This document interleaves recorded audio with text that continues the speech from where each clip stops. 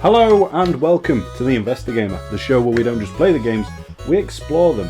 Now today I'm going to be taking it upon myself to start a new show within my current show, where I take a look at every installment of the Mario Kart franchise and do a retrospective look to see what worked and what didn't with each and every one of them. Today we're going to be starting with the one that started it all, Super Mario Kart.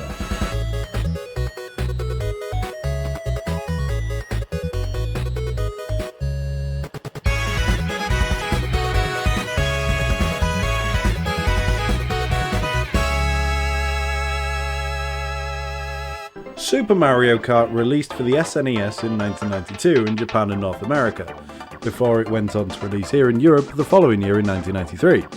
It sold 8.76 million copies worldwide, making it the fourth best-selling SNES game of all time. The sole reason the fourth best-selling game on the SNES was created was because Shigeru Miyamoto, creator of Mario, and Hideki Kono really liked the racing game F-Zero, but wished they could play it together at a tad slower pace. It's also the sole reason that the game looks like this at all times.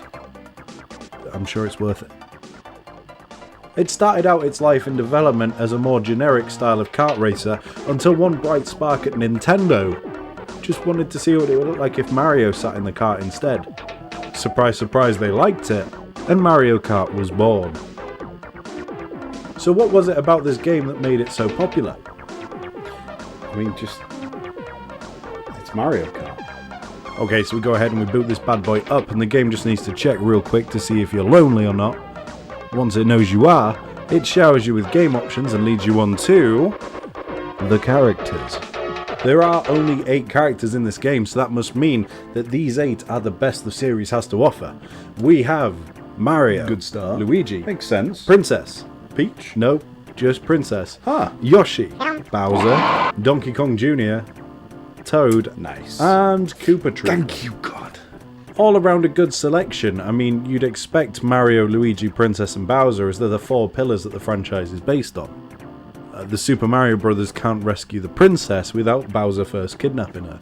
Yoshi and Toad also makes sense. Toad has been around since the early days, and Yoshi was the brand new poster boy of 1990's Super Mario World, and don't forget 1991's puzzle game, Mario and Yoshi. Koopa Troopa, I get why he's here, but there's also so many other options for a good character to include. Wart, any of the Koopalings, Boom Boom, Shy Guy, Daisy, Birdo. Any of these would have made a far better choice for a character than Koopa Troopa. And Donkey Kong Jr. I mean, sure he's a cool character and all, but call me old-fashioned. I'm just more of a Donkey Kong guy than a Donkey Kong Jr. guy. I wonder if this choice was made because Rare were developing Donkey Kong Country, and as a result Nintendo could only use solely Nintendo-owned characters. But then again, Donkey Kong was chosen as a character for Mario Kart Super Circuit, and Rare even supplied the model for Donkey Kong in Mario Kart 64. Once we've picked our characters, we get to choose a cup. The usual lineup is here. There's the Mushroom Cup, made up of Mario Circuit 1, Donut Plains 1, Ghost Valley 1, Bowser Castle 1, Mario Circuit 2. There's the Flower Cup, which gives us brand new courses such as Choco Island 1, Ghost Valley 2, Donut Plains 2, Bowser Castle 2, Mario Circuit 3. And finally, the Star Cup has all those courses you're looking for, like Koopa Beach 1, Choco Island 2, Vanilla Lake 1, Bowser Castle 3, and Mario Circuit 4. And once we've beaten these 3 on 50cc, we can move on to the 100cc version of the Mario Kart GP. In 100cc, we get special access to the Special Cup. This cup has totally original courses, I promise. We have Donut Plains 3, Koopa Beach 2, Ghost Valley 3, Vanilla Lake 2, and finally, Rainbow Road. If you haven't gathered yet, there's a common theme that runs through all of these courses, that being repetition.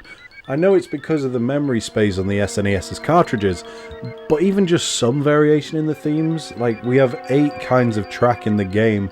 Of these 8, 5 heavily feature brown. Okay, so I'm going to take the mic real quick and just lean in real close and just get right up in your ear and just ask you one thing about the colours chosen to represent all of these courses in Super Mario Kart on the SNES.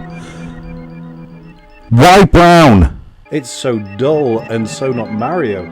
Even if they kept the Mario Circuit and Ghost Valley themes, You know, you can't have Mario Kart without Mario Circuit, and apart from Bowser's Castle, Ghost Valley is the most Super Mario feeling environment out of the lot. We could have had an underground theme from Super Mario Bros, a desert theme, a sky theme. Already there's so much more variation to look at instead of letting the most important part of a kart racer blend together.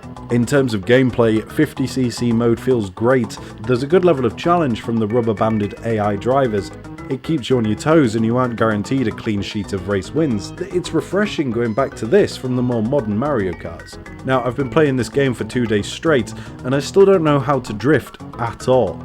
Although if you have enough speed, it seems you can just drift automatically, which is annoying, but I can live with it. However, that joy is short-lived. Once you beat 50cc and all the cups that it has within it, you move on, naturally, to the next hardest difficulty being 100cc. However, in this game, 100cc has a different name. It's better known as the Antichrist. The opponents cheat in these races. The rubber banding is brutal here, and you hit one warp pipe or one wall and bam, it's 5th place for you. If you place a trap like a shell or a banana to try and get a strategic advantage, don't worry, because if an opponent drives towards it, 1, 2, and they just jump over it. This renders half of the offensive items null and void in 100cc. The CPUs constantly bump into you, which in this version actually means something, as every time they do, it causes you to lose a coin. You lose all your coins and you've got a one-way ticket to Spintown, baby. Alongside having opponents that can jump over items, the opponents in this game also have access to special items. In 50cc, they actually enhance the gameplay. It's the main thing keeping you on your toes. Here, it's total bollocks. If you go anywhere near Mario and Luigi in 1st or 2nd, suddenly they're invincible, and God help you if you go up against both. The track design is too narrow and too windy for this sort of speed, and the absolute wank controls don't help it either. Cornering in 100cc means you either oversteer or understeer, there is no in between, and don't even bother drifting if you wanted to at least travel in the same direction after drifting on a corner. Finally, the stage hazards in this 100cc mode are fatal to say the least.